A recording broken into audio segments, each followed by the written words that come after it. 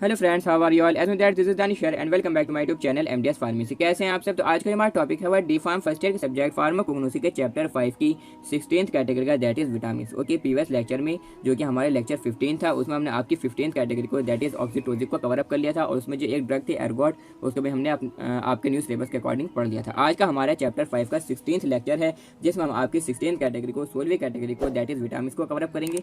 और इसमें जो दो ड्रग्स हैं, code liver oil and shark liver oil, उसको भी आज के इस पर्टिकुलर लेक्चर में हम आपके न्यू सिलेबस के अकॉर्डिंग कवर अप कर लेंगे। ओके, तो सबसे पहले देखिए हमें समझते हैं कि विटामिन होते क्या हैं। तो विटामिन को समझने से पहले सबसे पहले हमें न्यूट्रिएंट्स को समझना बहुत ज़्यादा ज़रूरी है कि न्यूट्रिशन क्या है।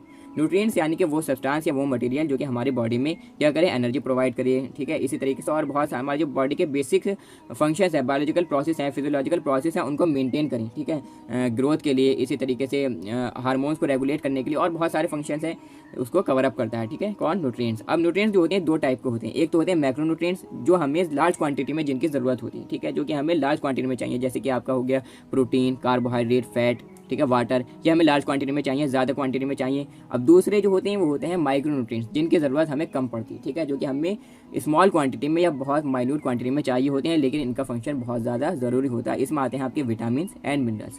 तो अगर मैं सिंपली आपको बताऊं तो विटामिन ऐसे सब्सटेंस होते हैं जो कि हमें कम क्वांटिटी में चाहिए होते हैं, और जो कि हमारी बॉडी में ग्रोथ को मेंटेन करते हैं, मेटाबॉलिज्म को नॉर्मल रखते हैं, नॉर्मल मेटाबॉलिज्म के लिए एसेंशियल होते हैं। ठीक है, और रेगुलेट करते हैं फिजियोलॉजिकल बायोलॉजिकल प्रोसेस को। इसी तरीके से इन्फेक्शन से और बीमारियों से लड़ने के लिए जो है काफ़ी ज़्यादा यूज़फुल होते हैं विटामिन। ठीक है, इसी तरीके से हार्मोन्स को रेगुलेट करने के लिए, हमारी बोन्स को स्ट्रांग रखने के लिए, इसी तरीके से वाउंड अगर कोई घाव हो गया है तो उसको हील करने के लिए कि जल्द से ठीक हुए। ठीक है, तो इसके लिए काफ़ी ज़्यादा यूज़फुल होते हैं। तो जैसे कि हम डेफिनेशन में देख सकते हैं कि vitamin are the organic. Organic क्यों कहा गया है? क्योंकि इसमें कार्बन प्रेजेंट होता है, विटामिन में कार्बन प्रेजेंट होते हैं, इसलिए हमने यहाँ पर ऑर्गन्स वर्ड लिखा है। Okay, vitamin are organic nutrients होते हैं, रिक्वायर्ड इन स्मॉल और minute quantity to maintain growth and normal metabolism. Vitamin जो होते हैं ऑर्गेनिक न्यूट्रिएंट्स होते हैं, जो कि हमारी बॉडी में काफ़ी ज़्यादा माइन्यूट क्वांटिटी में, कम क्वांटिटी में हमें जो है चाहिए होते हैं। इनकी ज़रूरत काफ़ी ज़्यादा कम होती है टू मेंटेन रखने के लिए ग्रोथ को और नॉर्मल मेटाबॉलिज्म को। ठीक है, vitamin do not provide energy और serve as a building material. Vitamin जो है हमें एनर्जी प्रोवाइड नहीं करती और बिल्डिंग मटीरियल के तौर पर भी ये काम नहीं करती। फॉर एग्जाम्पल जैसे कि प्रोटीन है, वो बिल्डिंग मटेरियल है। ठीक है, सेल डिवीजन कराती है। प्रोटीन से क्या होता है? ग्रोथ होती है। क्या होती है? ग्रोथ होती है प्रोटीन से। ठीक है, इसी तरीके से यहाँ पर एनर्जी की बात आई तो कार्बोहाइड्रेट्स जो है एनर्जी देती हैं, लेकिन विटामिन ना तो हमें एनर्जी देते हैं, ना ही हमें क्या देते हैं, ये बिल्डिंग मटेरियल के तौर पर ये काम करते हैं, लेकिन ये रेगुलेट करते हैं हमारी बॉडी के फिजियोलॉजिकल और बायोलॉजिकल प्रोसेस को। ठीक है, और मेंटेन करते हैं हमारी प्रॉपर हेल्थ। ठीक है, ताकि हम एकदम स्वस्थ रहें। फॉर एग्जांपल जैसे कि विटामिन डी है, अगर विटामिन डी हमारी बॉडी में नहीं होगा, ठीक है, या उसकी कमी हो जाएगी, तो क्या हो जाएगा? रिकेट्स हो जाएगा बच्चों में, और ऑस्टियोपोरोसिस हो जाएगी किसमें? एडल्ट्स में। किसकी कमी से? कैल्शियम की कमी से। अब कैल्शियम कब एब्जॉर्ब होगा? कैल्शियम जब एब्जॉर्ब होगा जब विटामिन डी प्रेजेंट होगा। ठीक है, विटामिन डी की प्रेजेंस में कैल्शियम जो है क्या होता है? एब्जॉर्ब होता है। और जब कैल्शियम एब्जॉर्ब नहीं होने का, अगर विटामिन डी नहीं होगा तो कैल्शियम एब्जॉर्ब नहीं होगा। जब कैल्शियम एब्जॉर्ब नहीं होगा तो ब्लड में नहीं पहुंचेगा, हड्डियों में नहीं पहुंचेगा, तो हड्डी हो जाएंगी कमज़ोर। ठीक है, हड्डी कैसी हो जाएंगी? लचीली हो जाएंगी, कमज़ोर हो जाएंगी, जिसको हम बोल देंगे क्या?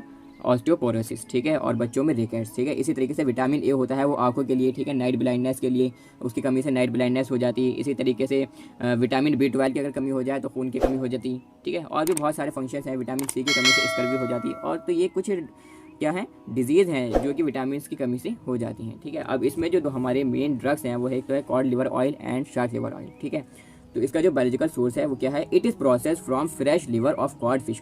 कॉड मछली है। ठीक है, कॉड फिश मछली से हमें ये उसके फ्रेश लिवर से हमें ये कॉड लिवर ऑयल ऑब्टेन होता है। That is Gadus morhua. ठीक है, उस मछली का हम कह सकते हैं गैडस मॉर्वा। ठीक है, उसका एक तरीके से जूलॉजिकल नेम। ठीक, एंड अदर स्पीशीज ऑफ गैडस, और कुछ अदर स्पीशीज गैडस की। ठीक है, बिलोंगिंग टू फैमिली, और इसकी जो फैमिली है वो है गैडिडी।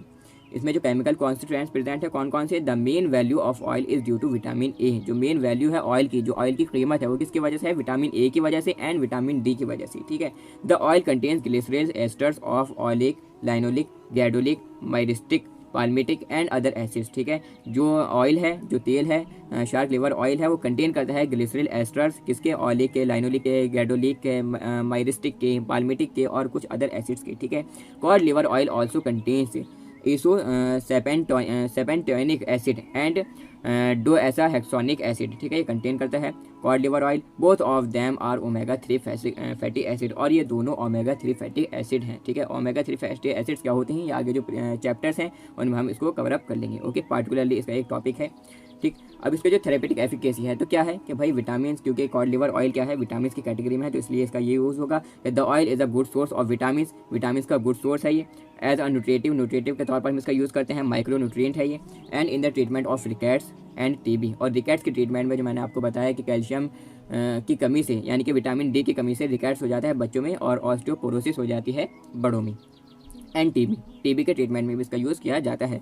Use for heart health, heart के जो है स्वास्थ्य के लिए इसका यूज़ किया जाता है, ठीक है। डिप्रेशन में इसका यूज़ किया जाता है, अर्थराइटिस में, गठिया में इसका यूज़ किया जाता है, और बहुत सारी अदर कंडीशंस हैं जिसमें इनका यूज़ किया जाता है, ओके। नेक्स्ट जो आपके इसमें ड्रग है विटामिन में, वो है shark liver oil, okay. Shark liver oil, इसका जो बायोलॉजिकल सोर्स है वो क्या है, shark liver oil is extracted from the fresh और केयरफुली प्रिजर्व लिवर्स ऑफ हिपोपिरियन ब्रीविरोस्ट्रिस, ठीक है। हिपोपिरियन ब्रीविरोस्ट्रिस क्या है, एक स्पीशीज़ हम कह सकते हैं, ठीक है, या शार्क लिवर ऑयल हम कह सकते हैं इसको। जो शार्क लिवर ऑयल है वो एक्सट्रैक्टेड होता है, यानी कि निकलता है किससे, फ्रेश, एकदम फ्रेश या प्रिजर्व्ड, केयरफुली प्रिजर्व लिवर से, ठीक है, किसके, हिपोपिरियन ब्रीविरोस्ट्रिस से, ठीक है। इसका जूलॉजिकल नेम है ये। इससे हमें, इस फिश से हमें ये ऑब्टेन होता है। बिलोंग टू द फैमिली, इसकी जो फैमिली है वो क्या है, पिलियोनेक्टिडी, ये इसकी फैमिली है। केमिकल कॉन्स्टिट्यूएंट्स में कौन कौन से प्रेजेंट है, it is a richest source of vitamin A, vitamin A का रिचेस्ट सोर्स है, विटामिन ए इसमें भरपूर अमाउंट में प्रेजेंट होता है। The concentration of vitamin A in the oil varies from 15,000 to 30,000 international units of vitamin A activity per gram, यानी कि 1 ग्राम तेल में जो कंसनट्रेशन होती है विटामिन ए की वो वेरी करती है 15,000 से लेकर 30,000 इंटरनेशनल यूनिट्स विटामिन ए की एक्टिविटी की, okay. The other constituents of the oil are glycerides, जो अदर कॉन्स्टिट्यूएंट्स हैं ऑयल की वो क्या है, ग्लिसराइड्स हैं, सैचुरेटेड और अनसैचुरेटेड फैटी एसिड्स की, ओके। इसमें आती है आपकी थेरेपेटिक एफिकेसी, इसका यूज़ क्या है, ठीक है। तो आपको जाहिर सी बात है कि विटामिन ए की कमी से क्या हो जाती है, नाइट ब्लाइंडनेस हो जाती है, तो आप लिख सकते हैं कि भाई it is use in night blindness, ठीक है। ज़ीरोफ्थैल्मिया आप लिख सकते हैं, ठीक है।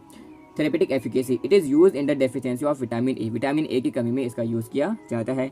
It is also known as anti xerophthalmic factor. Anti xerophthalmia आप समझते हैं, ज़ीरोफ्थैल्मिया एक डिजीज़ है जिसमें क्या हो जाता है, आंखों में जो है एबनॉर्मल ड्राइनेस हो जाती है, ठीक है, सूखापन थोड़ा सा। इसी तरीके हम कह सकते हैं नाइट ब्लाइंडनेस भी हम कह सकते हैं, ओके, तो हो जाती है। तो उसके एंटी ये काम करता है, यानी कि उसके ट्रीटमेंट में इसका यूज़ किया जाता है विटामिन ए का। It is use in the treatment of xerophthalmia, ठीक है, ज़ीरोफ्थैल्मिया के ट्रीटमेंट में इसका यूज़ किया जाता है। अब ज़ीरोफ्थैल्मिया क्या है, यहाँ पर ब्रैकेट में लिखा हुआ भी है, abnormal dryness of the surface of conjunctiva, conjunctiva के जो सरफेस है वहाँ पर एबनॉर्मल ड्राइनेस हो जाती है, सूखापन हो जाता है, ठीक है, आंखों में।